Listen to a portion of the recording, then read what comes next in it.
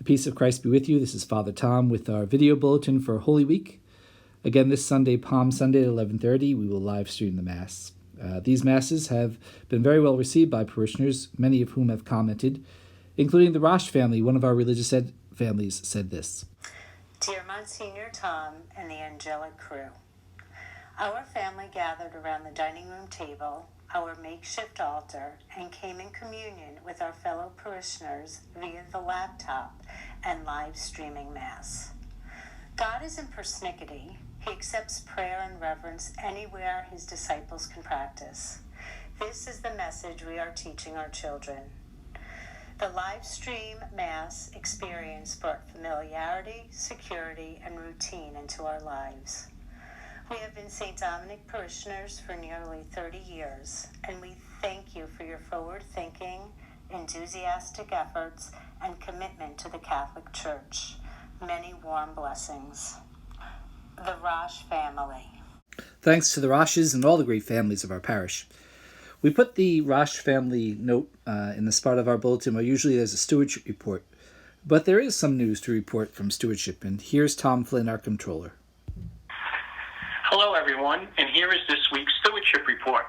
Last week, we received $4,215 through the envelope system, and $900 was received through the Make a Gift tab on our parish website.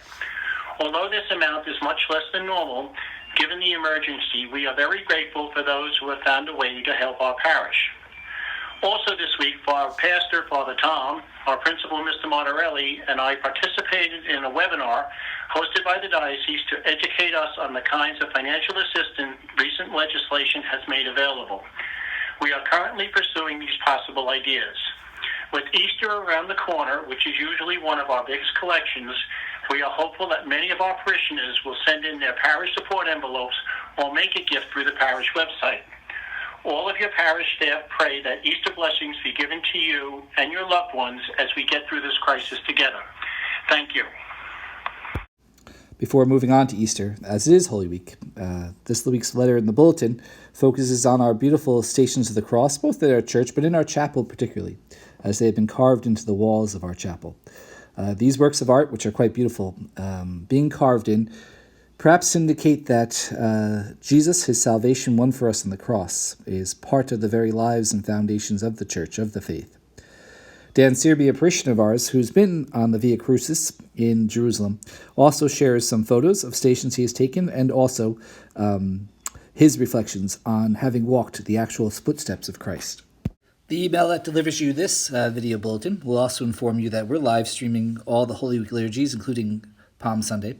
And along with that email will be a copy of the Passion with the crowd parts, so you can participate at home.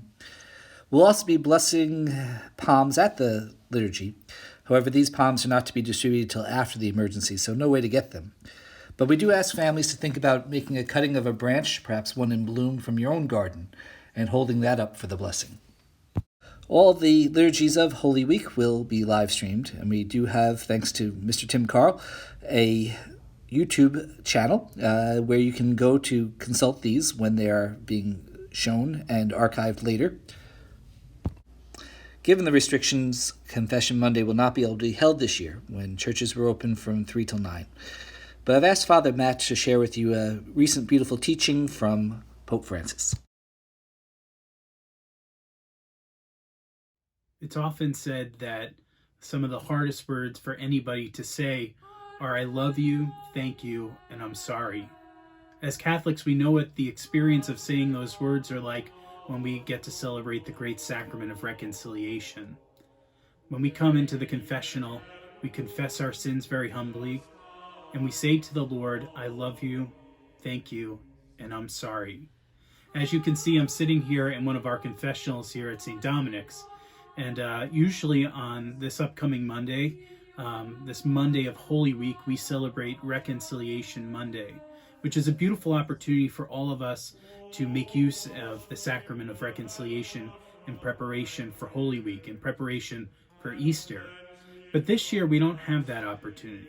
This year, because of the pandemic that we find ourselves in, we can't go to confession so easily. Pope Francis reminded us a couple weeks ago of the church's great teaching of a perfect act of contrition, though. And I think it's there that we can find hope. In this time where we're unable to make use of the sacrament of reconciliation, we're able to close our eyes. We're able to allow our whole being to descend into our hearts, where we encounter God's face, and we're able to say those same words that we would say to him in the sacrament of reconciliation. I love you, thank you, and I'm sorry. And when we open up to the Lord, when we acknowledge the places in our lives that need some help, the mistakes that we've made, and we offer them to the Lord in our hearts in these extraordinary times, with the intention of confessing them next time we do have the opportunity to go to confession, God forgives us of our sins. So as we enter into this Holy Week, this very unique Holy Week, close your eyes for a moment. Descend into your heart. Encounter God's living presence, his love, his mercy. Let his light shine into your life at this moment. Tell him that you love him. Thank him for all the great things that he's done for you in your life, and apologize for all the mistakes that you've made. God will forgive you. Trust in that forgiveness. Be at peace. Persevere in hope. God bless you. And so as we entered into this very different Holy Week, I can think of no better prayer than that which Father Matt shared with us, that we might be at peace as we reflect on the love of God and his passion and the resurrection as the source of our hope.